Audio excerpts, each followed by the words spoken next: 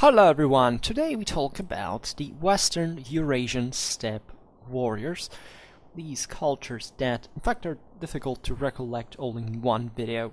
Today we will stick around at the 12th to 13th century, so also here a complex time because as we all see naturally the area was quite unstable in this semi-nomadic, but not fully nomadic sometimes reality. There were different waves of peoples. At the 13th century sees also naturally the Mongol invasions. So it's a picture that, as you understand, it's not even excessively documented. Today's video is specifically like the warrior, like the that video type about the warrior, the individual equipment, even the mindset, if we want.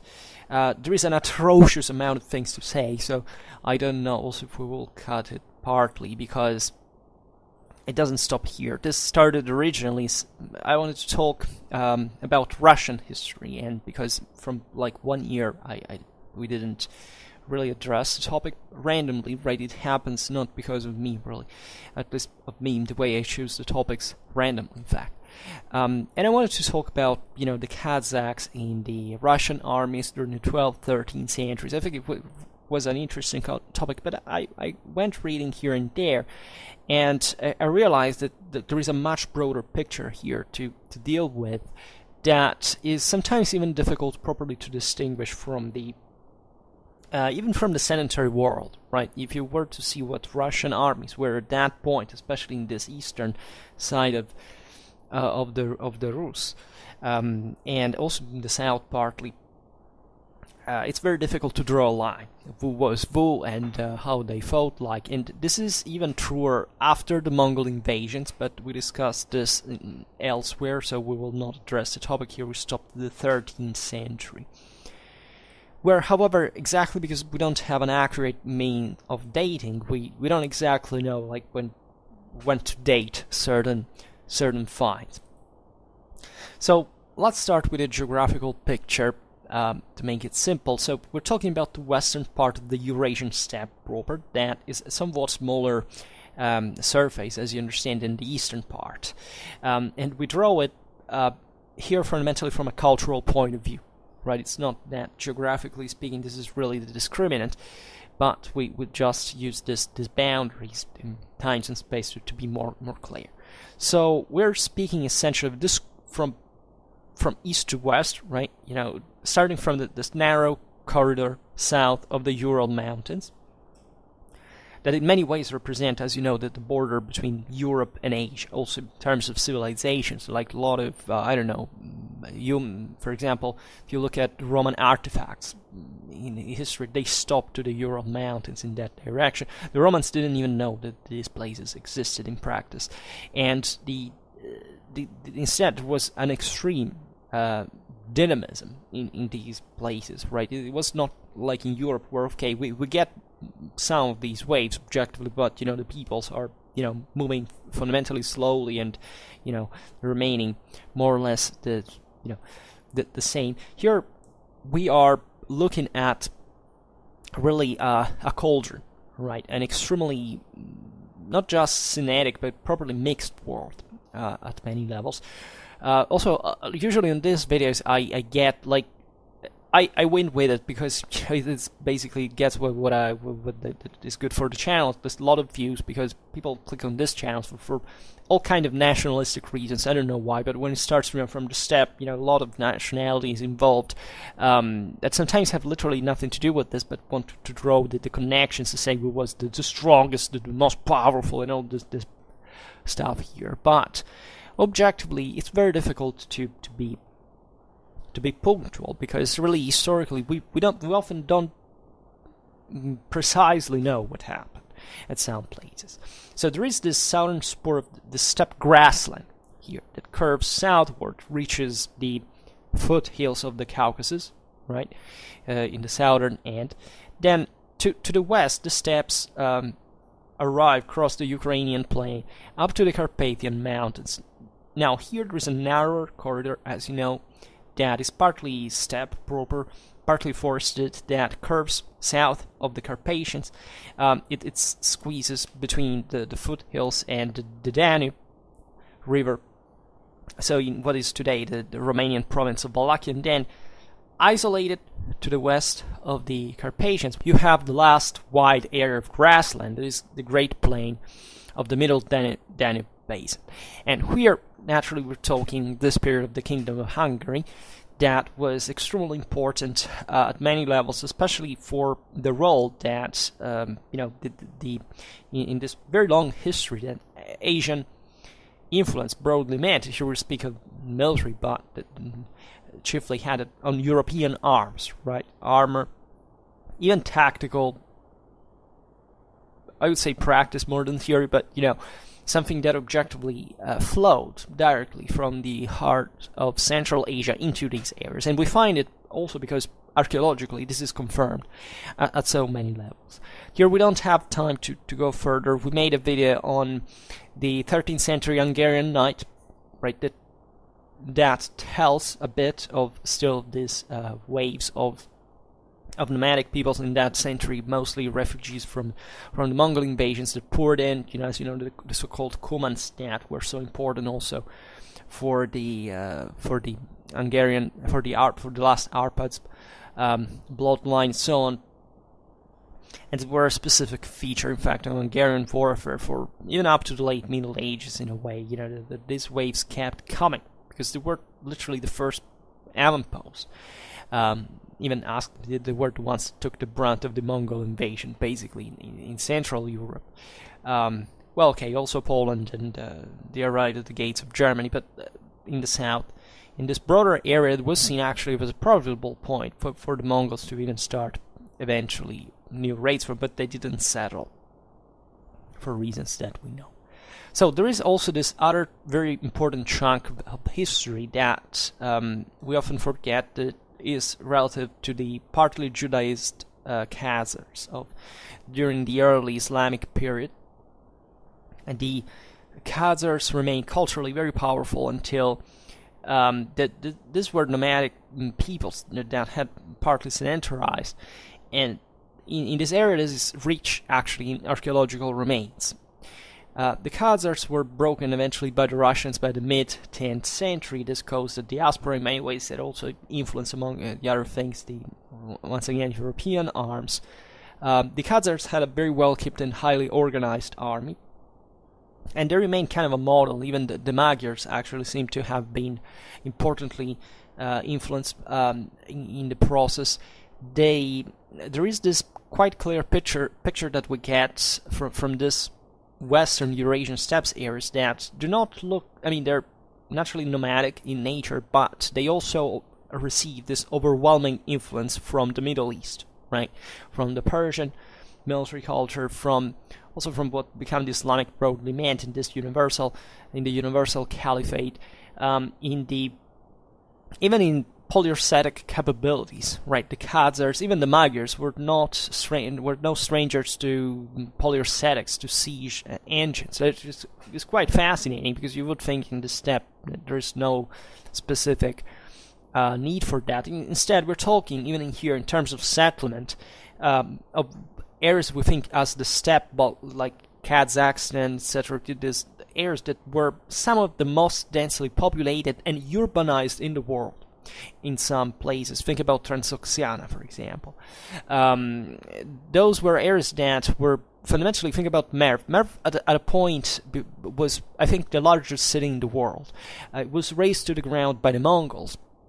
So also in here, we're talking about landscapes changing sometimes, always in areas that were borderline with they were partly sedentary, but always with a steppe next door, so they were never fully sedentarized or fully nomadic in some ways. But this is more or less the area we're looking at, to say that even in comparison to the Russians, these peoples were no brutes, right? They were not the savage, fully nomadic peoples of the steppes only.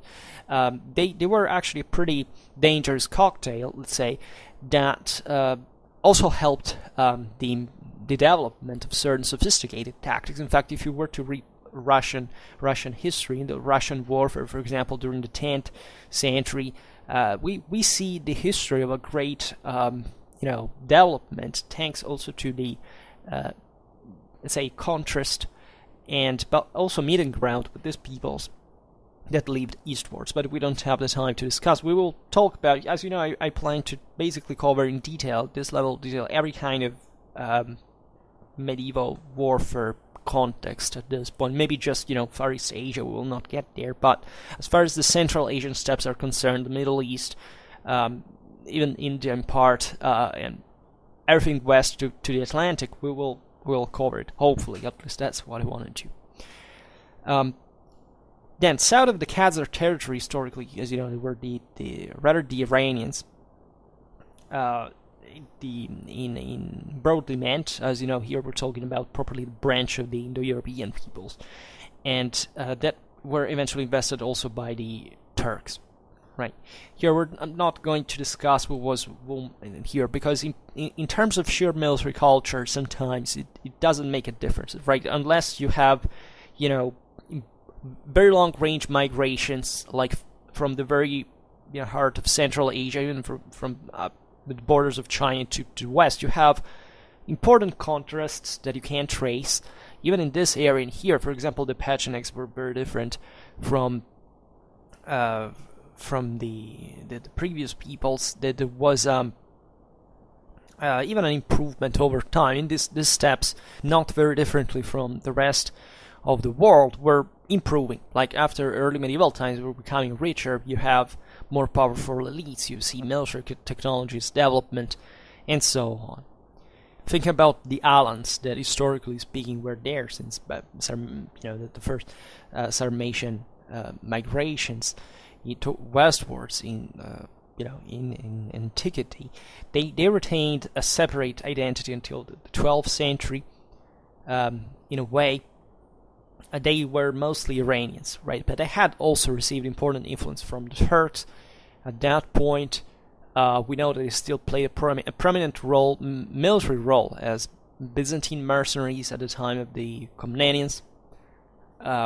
We talk about wars that, as we've seen, were pretty much unstable. They were fluctuating in a way. So, and there is also this quite clear picture we must have that these troops had historically always been serving as mercenaries or fighting against, by the way, the most sedentarized, the greatest powers there. So essentially the Roman Empire or the Islamic Caliphate, and so on.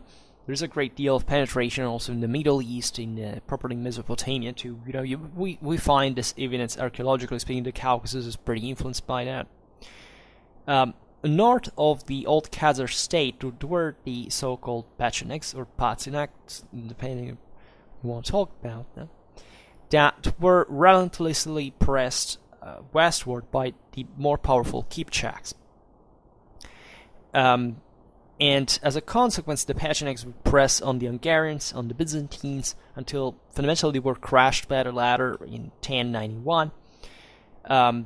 And most of the hold on the western steppes at that point was lost to the Kipchaks proper. So this is mostly the context we'll see today.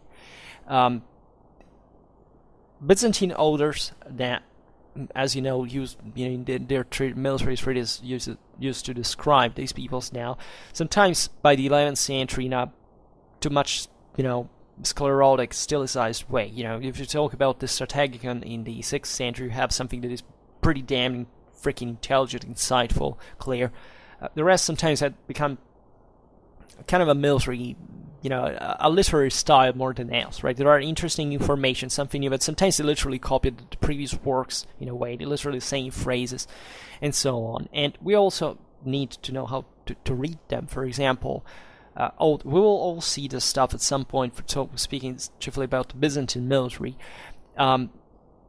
The Byzantines described the Pechenegs as being poorly equipped, virtually unarmored, and in this sense lacking courage, but not because they actually did, but because they, being unarmored, they did this back and forth, always avoiding the full charge, a bit like the Seljuks, for example. All these Central European peoples that counted on these swarms of horse archers who were devoid of any armor, with a very tiny, yet very good, actually, armored elite. So their warfare was all based on harassing mostly, and trying at the very last to charge. So this is a bit the cliche. They note for these peoples the use of wagons drawn in a form of lager, right? That is something that was used in the steppe. We know it also in Europe. In broader in Central and Eastern Europe were influenced by these tactics as well. There's a debate recently. We talked about the Hussite wagon fort and the various relations, but we have to be clear about the fact that wagon lagers were used since ever, and they're still used. Actually, you would think that we stop using them. No, the most modern military uses it in the same way, frankly, in certain situations. And of course, the most prominent feature of these warriors was the effective use of horse archers. Right? The Eurasians wrote that the Pechenegs used sabers. We have better Arab Islamic accounts that note only that the Pechenegs were actually aggressive in the sense of even attacking numerically greater Byzantine forces, but also that they not only that they used hit and run tactics, but also actually shocked ones with being equipped with heavy swords and heavy cavalry in general, making close combat charges and using even infantry, which is something we often forget, just as much as the fact that in fact, the steppes were also settled by sedentary peoples, and not only, but of course, infantry was used as well, right?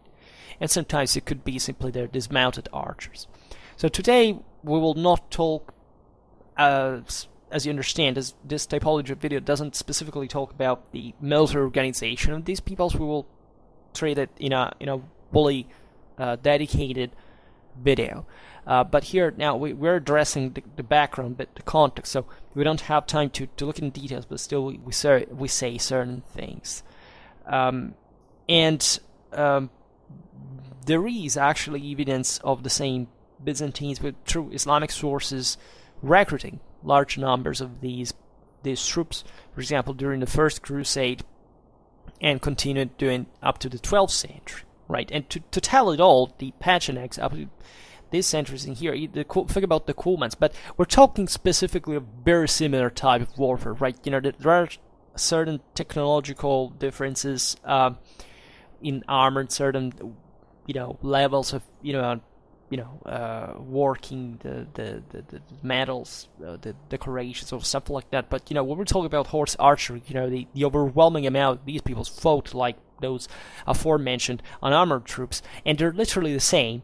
All over. The Byzantines were not so elitistic or classicistic after all when they kept calling them the Scuti, right, the Scythians, because these were literally what these peoples had been for millennia, right, in there. Of course, there had been some improvement also in their archery and so on, but we're talking about this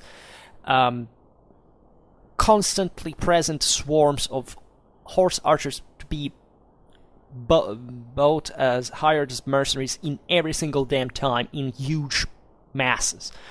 I'm stressing here the huge masses. We talk literally about thousands of horse archers at a time, which objectively were even very cheap at some levels, because they altogether, of course, alone, without the shock element, mostly they couldn't break through even the most. So they could shower you with loads of arrows, but then it would be the heavier, Byzantine cavalry in that sense, it would break through. And this is, in a way, the same thing with the Turcopoles for the Crusaders, or other, balance that existed between the Turkic and the Persian element in some Islamic armies. So that's the picture. And these peoples had always been there. So much, in fact, the Byzantines fundamentally had learned how to fight in that way as well, right? Sometimes you say, were these people, like is it the Byzantines who learned it? Mostly they were even the same, right? They were simply, sometimes these peoples were famously even settled in the empire,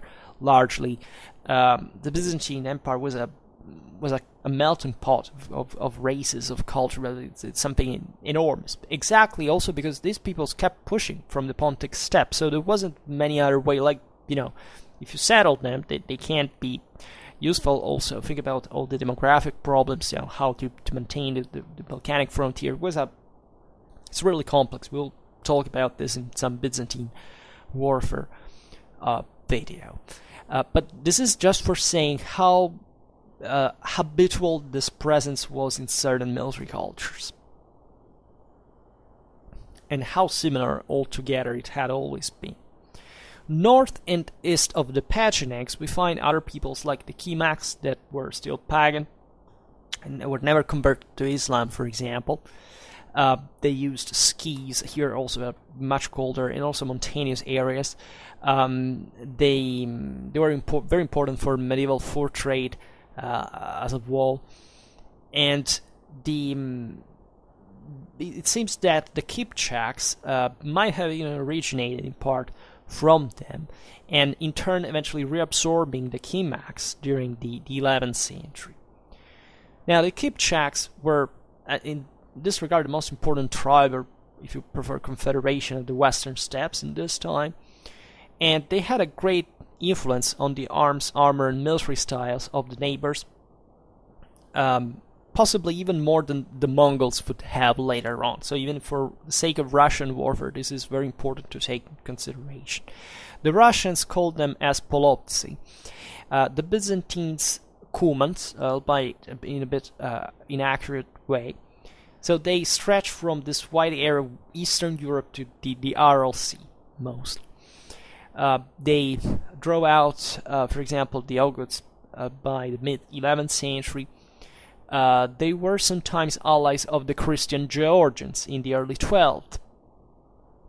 Some of them were Christian, other Muslim, even a smaller number adopting Judaism, but the majority also having remained pagan. It's pretty similar to the Khazars in a way. Never talk about them, and they're a very fascinating topic. By the late 12th century, these peoples were pretty damn advanced. They used fire weapons, mangonels, even crossbows mounted on carts, right? So this is not the typical, right, the fully nomadic population. Albeit, naturally, their traditional warfare in primary, fighting style was based on archery and or short javelins and spears, because these guys were skilled to use every kind of weapon they employed. That was equally important on horseback. We'll see even axes and things like this.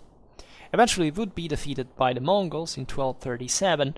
Some of them settled in Hungary, famously enough.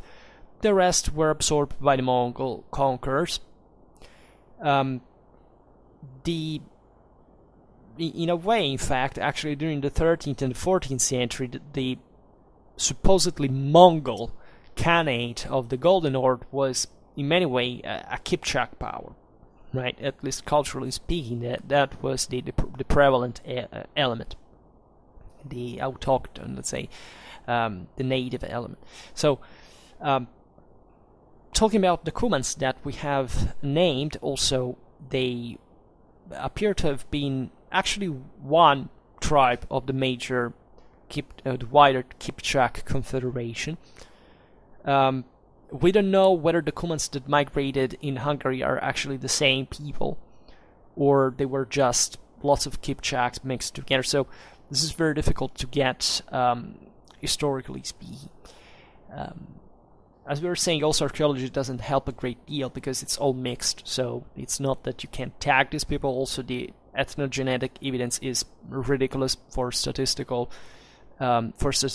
use. So it's just hypothesis, some better than ones, of course, but we don't have a clear picture about the wall. There were also very connected to the Kipchaks, the non-Turkic Magyars, right? So this is just for also the sake of certain similarities that we see in what will become Hungarian warfare, since the Hungar migrations in Europe that were very closely related to these other peoples. Also, the Bashkirs were the latter dwelled mostly in the mountains, usually. So by the 12th century, they were also partly Muslim, and albeit they never migrated from the Ural Mountains close to the Volga Bulgars, for example, many of them did serve pretty far away from their homeland. In fact, we have them recorded even for 12th century Hungarian armies, and some of them were actually settled in Hungary in their own villages.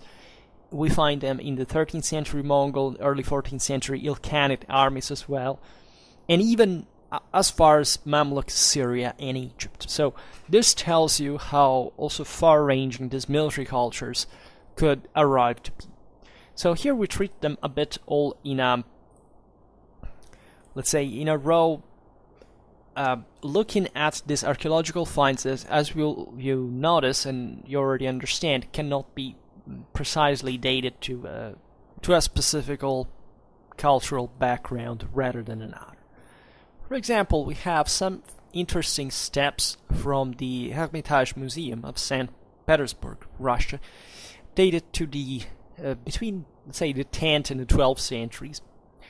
Some of them are distinctly turned down Kion that fascinatingly recall 12th, if not even 13th century Middle Eastern weapon, because never think that here like a culture cannot interfere with one another, even predating certain aspects. You know, the steppes military cultures are very fascinating because they were primitive in a way, but in others were quite advanced, including metallurgy, for example. So actually the sedentary world sometimes has gotten something from it, and these peoples might even have developed it in time. Then of course about quantity and production we don't know much, but these ideas, as we've seen, did circulate.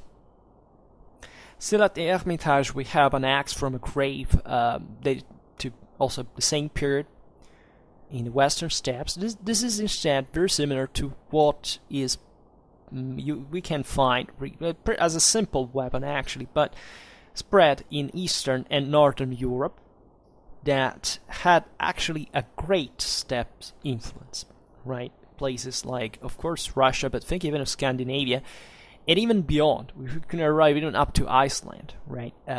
We have a pretty good idea that there were certain steppes-derived artifacts, steppes influence in their military culture during here we are, the end of the Viking era still, and beyond, but still, somewhat dynamic situation in those places. This guys toured around from the north and did trade extensively with these peoples as well. Another axe is somewhat more narrower bladed than the first type, and has even a hammer blunt spike at the back, as instead we can observe similarly in Armenian, Byzantine, and Russian art.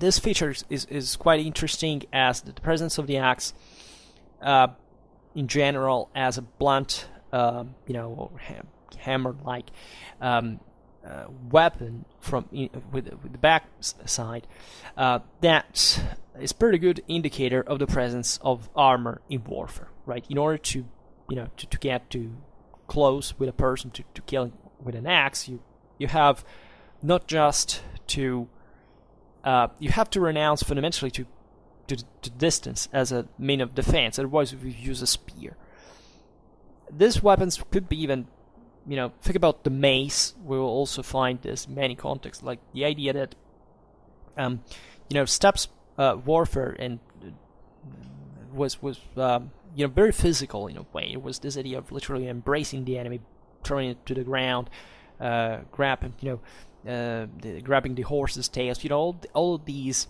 very even equilibristic, right, acrobatic movements that these guys were extremely skilled naturally to perform on horseback, but also properly the idea that were traumatic weapons to use against the elite, right? And if you can't get that close to someone who in order to kill him with such a small weapon, it's because also probably you were protected enough to do that. So you have here the chopping part with a blade, with all of for the lots of unarmored opponents you could find. But naturally also this traumatic thing. And here, always remember that there is the cliche that these guys were unarmored in a way, but there are also a lot of even organic armor, organic material made armor that actually were, let's say, there were enough spread. I can say term widespread, but I mean, in that kind of warfare, they weren't really something exceptional, right? They existed, and at least at certain levels, and certain even elite level, of course, were at that point surely widespread proper.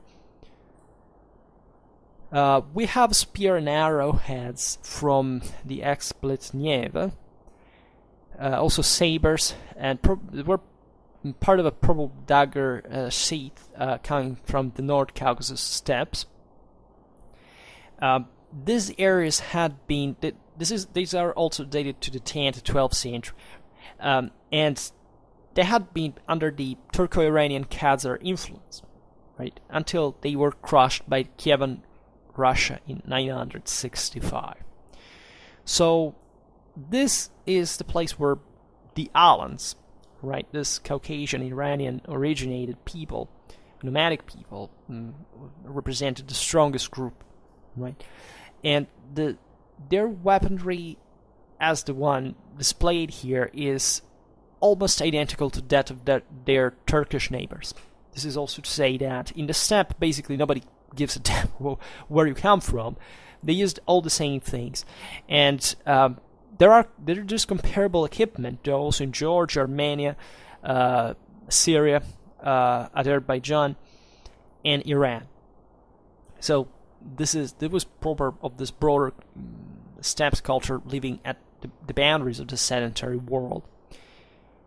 And there is, however, the problem that the Christian and Islamic burial excluded weaponry from this time onward, after the conversion. So we start lack terms of comparison because of it. We have an interesting silver shield boss. This is Kipchak from the 11th, 13th century. This is at the Museum of the Institute of Historical Sciences in Kiev, Ukraine. So the Kipchaks in part took control of the western steppes after having defeated the Pechenegs, as we've seen. And they used, even in here, basically the same type of weaponry, albeit, better decorated, apparently. This is a good indicator because, as in many other migration era contexts, when you see, a richer equipment, especially well present even at an average level, so that's usually the indicator of a stronger middle class in a way that makes these groups kind of more effective, more cohesive, and are more capable of investing at other, let's say, loser populations. Maybe, may have a very strong aristocracy, but all the rest of the bulk of the warriors are poor, for example. And in this case, however, we have specifically a silver shield boss coming likely from a chieftain's grave. So yeah, they could be wealthier but not swimming in gold. So this is still pretty elite stuff. We find Ugrian axes also in this picture. Swords, even swords coming from places like Scandinavia, right? These were sometimes undoubtedly European blades, either originally, as you know, the Vikings mostly bought stuff from the Upper Rhine armor production sites, or eventually they started creating their own. And we don't know how they got there. They could have been simply raided, or simply there were Vikings were raiding there but were killed and they lost the stuff. And trade naturally gets everywhere you can reach. From the XIII-XIII we also have arrows and spearheads, quivers and bone stiffeners, right, from composite bow. This is from southern Russia and Ukraine, 11th, 12th century. Probably Pecheneck in origin, and show all this variety of forms that are typical of the Russian steppes, even present for bows of Turkish nomads, and so on. Then we have the helmet of Babiche. I don't know how it's pronounced. Actually, this is present at the Hermitage in St. Petersburg. Comes from the Ukraine, dated to the mid-12th, mid-13th century. It comes from a nomadic site southeast of Kiev, and it might have originated south of the Black Sea, but also might have been properly come from the north. We don't really know. We find at the Museum of Institute of Historical Science of Kiev a gilded iron helmet with mail aventail that is late 12th, mid-13th century Kipchak. And this might have had actually Kievan origin, because also these peoples began to buy stuff from the Russians. Then we have a beautiful helmet with visor, rusted on from Lipovets in the south of Kiev, dated to the 12th, 13th century. We don't know exactly actually where it was extracted from the locality, in the whereabouts, but these are unknown.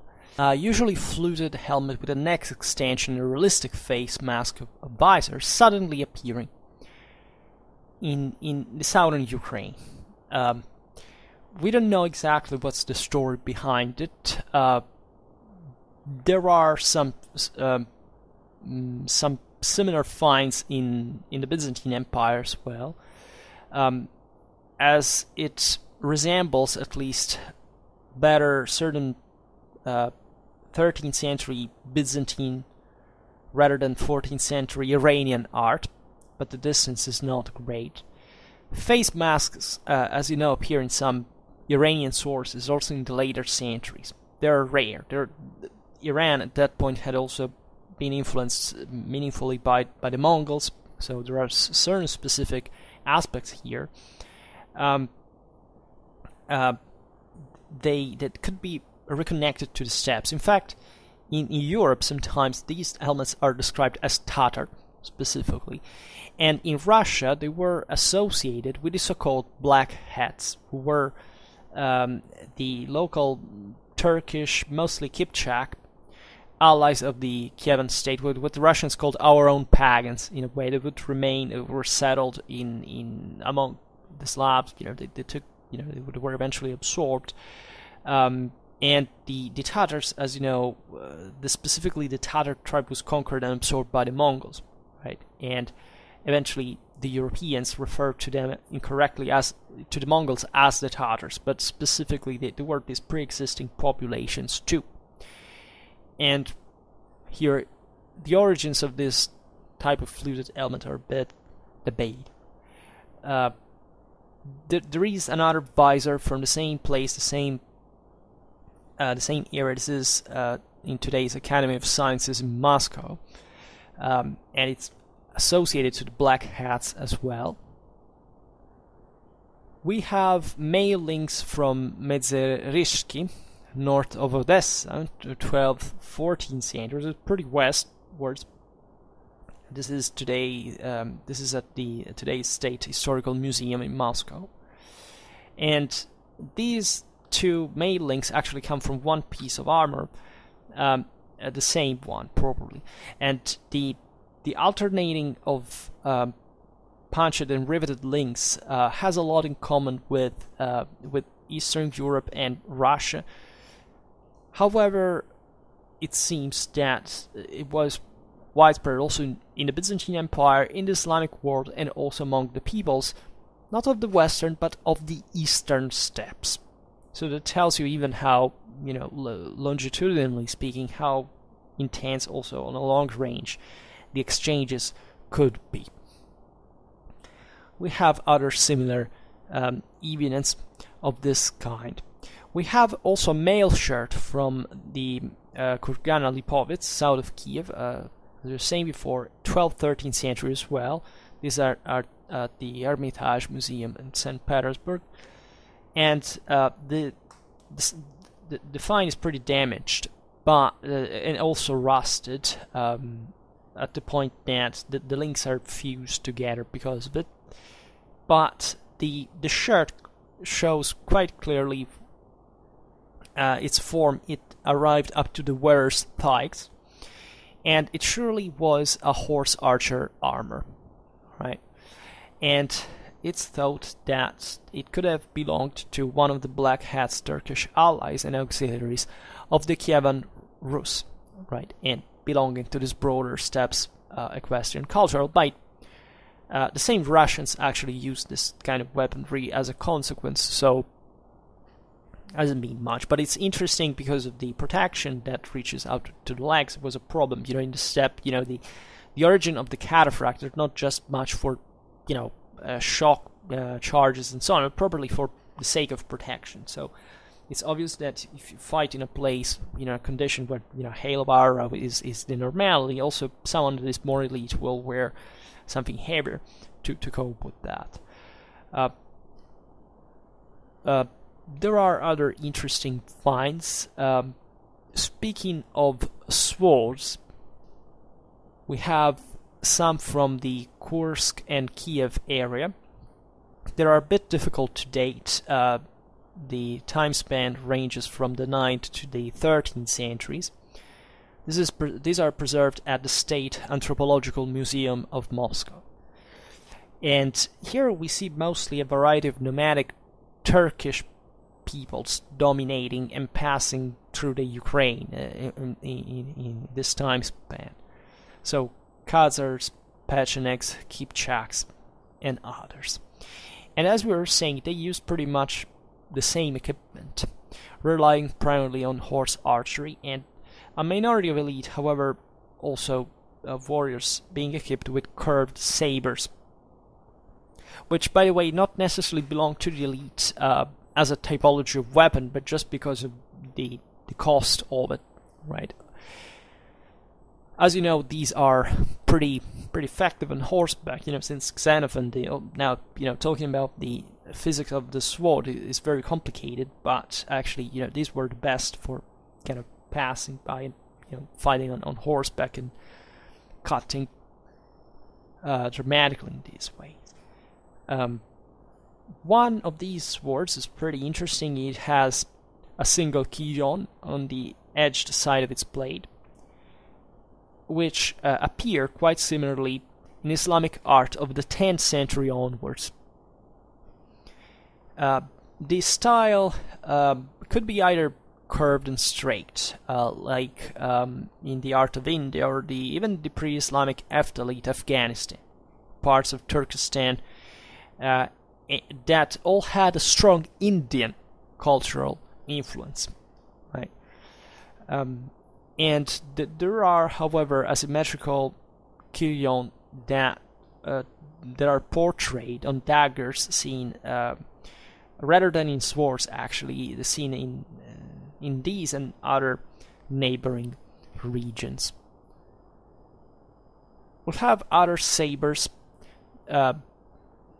coming originally from the Gorodische Khmelnytsk region in the Ukraine,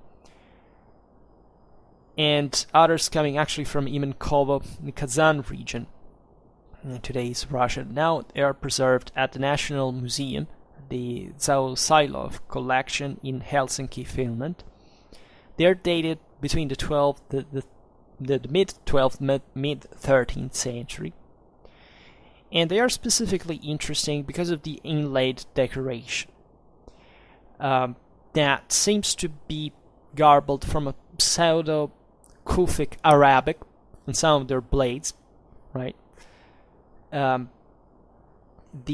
interesting aspect of it is that there are also Christian crosses placed at the end of some meaningless inscriptions. This is very exemplificative of this very culturally crossed area where it wasn't properly, not even maybe the alphabetic mean of the words that counted, but the concept of it was thought, of course, of magic, apotropaic power within these blades that, as you know, were conceived. Even in Europe, we had the same thing. As if they were people on their own. They were the alter ego of the warrior. In many ways, in the steppes was all this cult of the sword, even of the various tumuli, the kurgan also. So the sword had this specifically magic meaning as well. There are other Hungarian finds that we will talk about some other time. We have an interesting skeleton and sword in a grave at Chokurcha, in Russia, 12th-13th century. What is fascinating here is the size of the saber next to the corpse. Like, they're very long compared to its owner. So their owner. So the question is, consider the physicality of the time, the height of the time. It naturally was in any case lower than today's. Also among peoples that weren't dramatically tall, but statistically. But think about the horrendous wounds and damage that this enormous blade for them could have caused, right? And these guys knew pretty damned well how to use them, by the way. There is an interesting sword belt, probably Kipchak, the 13th century, the Museum of History of Sciences in Kiev. That is very beautiful because of the silver elements on the warrior's gear. We have a saber from Nizhyn at the Historical Museum of Chernihiv in the Ukraine. It's probably Kipchak and dated between the mid-12th to 1240. And it has simple arabesque decoration on it along the back edge of the blade. And there are also remains of an Arabic inscription, right, that at this point is legible, which speaks for also literally also cultural advancements over time. There's peoples that were naturally literate, but were starting to approach ever more frequently these also ever more developed civilizations. So they began to properly appreciate their literacy in its proper use. We have a saber that is possibly Pachinek from the 12th century from the XII-XIII, and it is interesting because it retains some of the metallic elements of its scabbard. It has some suspension points for straps, attaching it to the sword belt, and the hilt is somewhat unusual because it extends upwards from the quillon along the grip of the pommel. We have a splendid bronze face mask visor from the Dnieper region. It's either Kipchak or early Mongol, dated to the 13th century, so that's where the Mongols kick in, and as we were saying before, it's difficult even here to distinguish properly them from the locals. The present whereabouts of this founds are unknown, right? And it is an anthropomorphic mask, and it's particularly interesting because it is said at least to be all bronze, right? We have another visor from Sarensk. This is preserved at the State Historical Museum of Moscow. It's Kipchak, early 13th century. And the idea is that the face of the mask is ever more stilized. So whatever the origin of this specific visors was, it might have gone weakening over time at this point. In fact, by the 15th and 16th century, we have comparable helmets, but the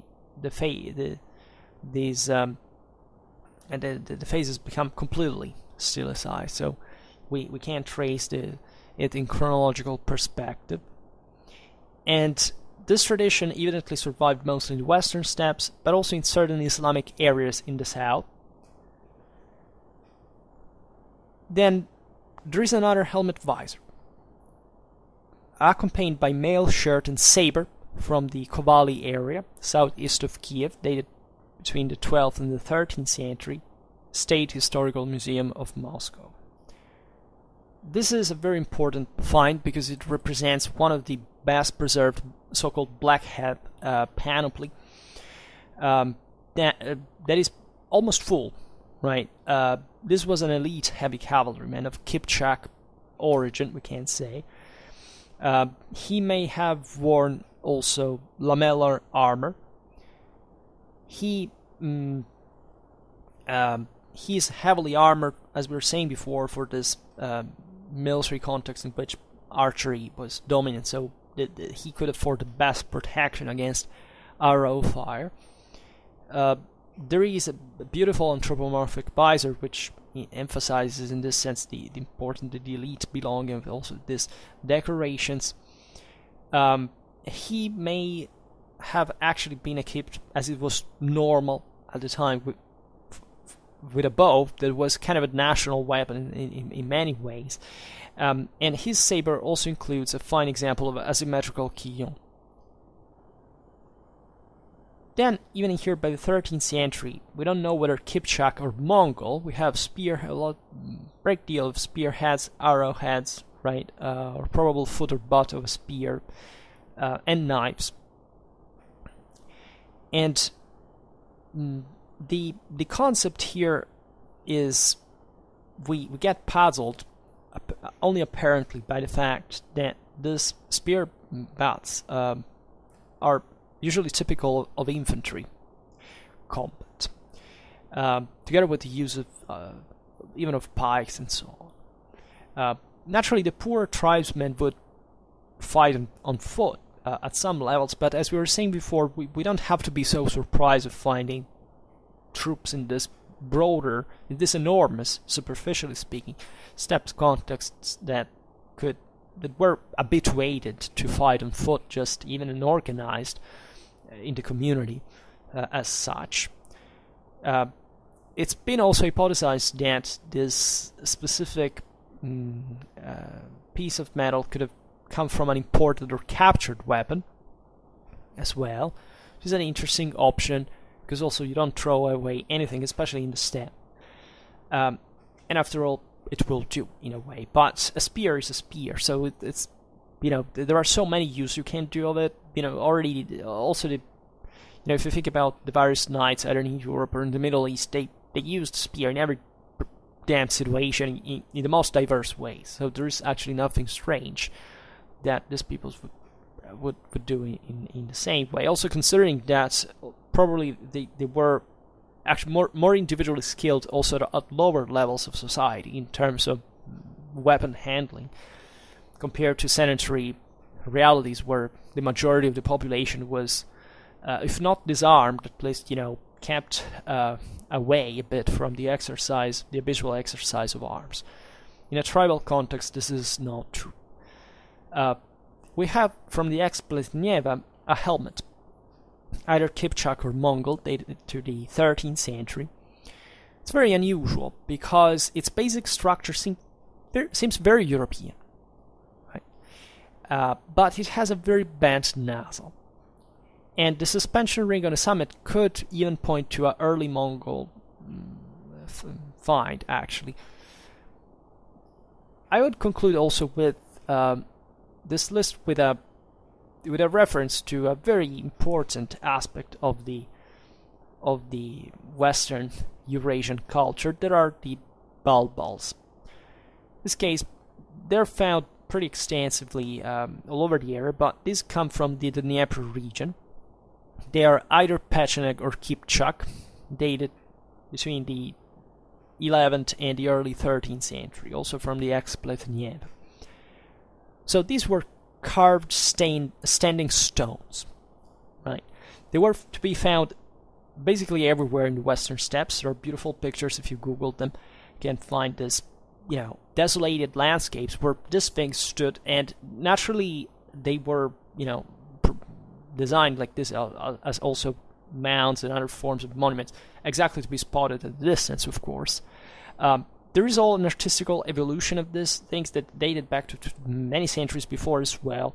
Between the 11th and the 13th century, the Balbals reached this very high degree of realism in the representation. Because of this process that we've seen, also gradual civilization of these peoples because of Byzantine or Islamic contact. And some of it, they are very stylized figures, so it's not easy to interpret them, but some of them at least seem to show pretty clearly to be wearing helmets. There are men, women, like they're very varied, but some of them, they're evidently warriors. And there is also evidence of shoulder straps, back straps to secure the armor, or the chest or abdomen. Right. We have similar art even in Europe. If you go back to the Iron Age, not perhaps the specific function of the Balbal, but in this early crude representations of armors of planet, you find this. And there is even some pieces of a lamellar armor that are depicted are very similar to some seen in the Byzantine and Islamic art during the same but also into the slightly later centuries. So even in here, we could even have evidence of something that originated from the steppe and spread at least more in the more sanitary contexts. Naturally, there are weapons depicted as well. We have bows, bow cases, quivers, curved sabers, all of which hang from a waist belt. So if we were to depict like a typical Western Eurasian steppe warrior between the 12th, 13th century, what would we do it like? Well, so as we've seen, we base ourselves chiefly on archaeological finds rather than specific literary description of these warriors. We can think, first of all, their gear with boots, very important trousers, long under tunic split at front sides for riding, a kaftan, a short over tunic, and a cloak. All this naturally is composed considering the pretty tough steppes climate can go from very hot to very cold, and also depending on the area, of course, but generally speaking, there are brusque temperature variations, and these guys were exposed literally as nomads to the weather. They spent their lives on horseback, so you can imagine it to have been particularly functional to this lifestyle. The material used were chiefly wool, brocade. It's pretty stereotypical. We see it also in lots of illuminations. We've seen, Hungarian manuscripts that dealt famously with the Cumans that are interesting representations of this. Linen, silk, leather. Silk is very effective, even just as in terms of fabric, as for armor, right? With very resistance. The colors depended naturally on wealth, social status, and also other, exposition to certain markets and so on. They were embroidered and trimmed, often with fur. The cloak was generally fur. In winter, otherwise of thick wool that, as you understand it, they're pretty good at isolating from the outside temperature, both cold and hot. Fur-trimmed felt or wooden caps were also worn. Possession of armor, especially of quality armor, as we've seen before, depended also on the wealth of the individual. We see all types of armor use scale, mail, lamellar, right? And also leather, quilted fabrics, they were all composed in a way.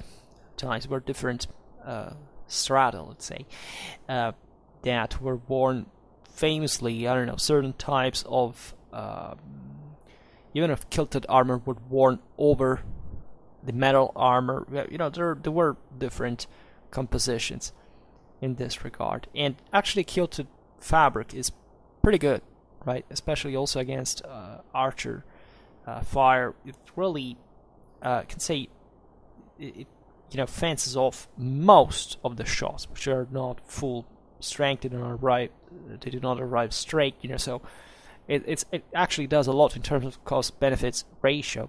It's what also the average horse, unarmored, let's say, but not properly, as we understand now, horse archer might have worn.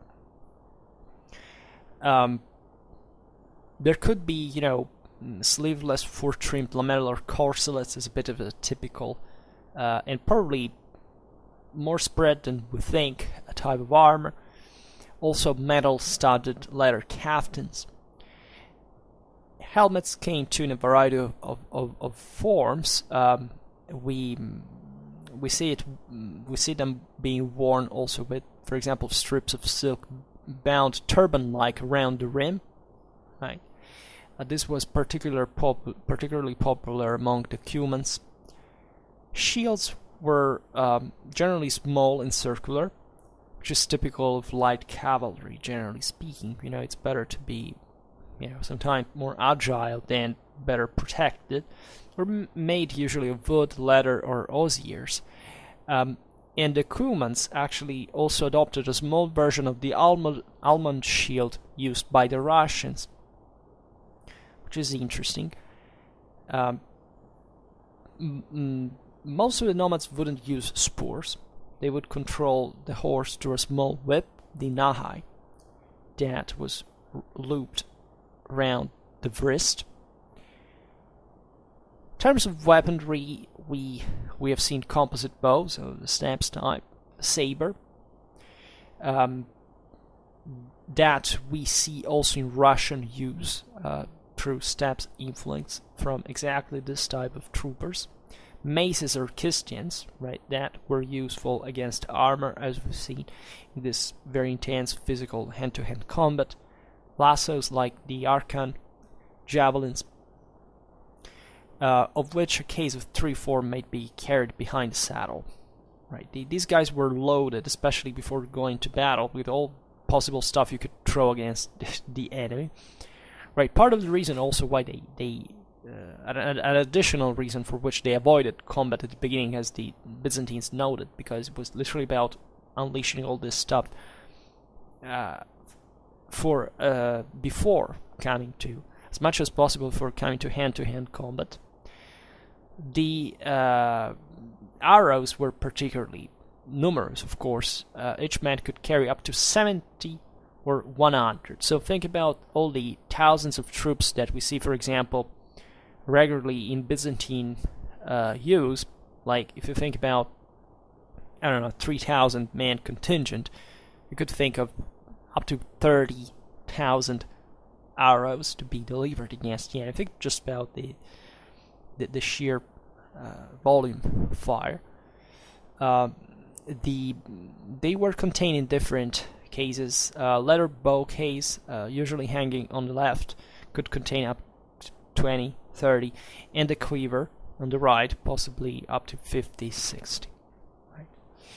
And in fact, possibly more than one quiver was actually brought with a warrior, slung from belt, baldric, or saddle, and therefore an even larger supply of arrows might have been available.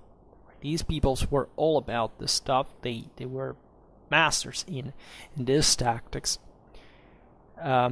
There were also bow cases provided, actually normally, most of the cases with a small pouch containing spare bowstrings. It could also break. And you can imagine the sheer volume of fire that just even a single, pretty modest horse archer could deliver against the enemy.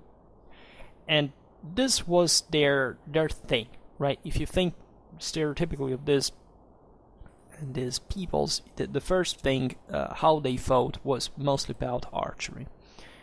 It was pretty damn effective because the whole also strategic picture was dominated by these huge masses of troops that raided around, moved, and mostly with the objective stealing cattle also. considering that, you know, the stationing in an area was temporary, but naturally also struggling for the resources of those areas as well. So there is some gradual process of sedentarization, as we've seen, but fundamentally and traditionally it would remain also pastoral peoples. We could add more to this. Naturally, I don't know if we mentioned the I think we mentioned the Black Hats somewhere already in some video on Russian warfare. This was just kind of a small appetizer for later, deepening of the topic. And as we were saying before, we'll talk about the military organization proper of these peoples elsewhere, and even see specific battles. For now, we just address them here, and probably we will make more than one video just concentrating also what we know, a bit of the slight but still existing differences between all the various peoples that we find in this greater space. We're talking about many tribes, confederations, and so on, and the relation between these peoples and the sedentary world. After all, here we have to think of the Kipchaks, as we've seen. The Kuman Khanate stretched from places like they bordered an enormous amount of people. We're thinking about the Kara-Kitai in the far east, the Khwarezmians in the south, the Bulgarians, the Hungarians, the Russians, the Volga Bulgarians, the Bashkirs, as we've seen before. Further north were other Turkic tribes, the Yakut, also the Samoyedic tribes. So we're talking about really a huge area of Eurasia that these peoples mostly also went back and forth across. So and naturally also the arrival of the Mongols, right? The Mongols, also the Tatars. Think about the Kyrgyz. There are lots of populations here that we, the Uds and so on. But for now, we'll stop it here. Sorry if it's short, but I think this was enough for today. I just hope that you enjoyed this video. If you did, please share it. Otherwise, leave a like or subscribe to my channel if you're interested in my upcoming contents. And for now, I thank you heartily for listening to me. I wish you a nice time and see you next time. Bye.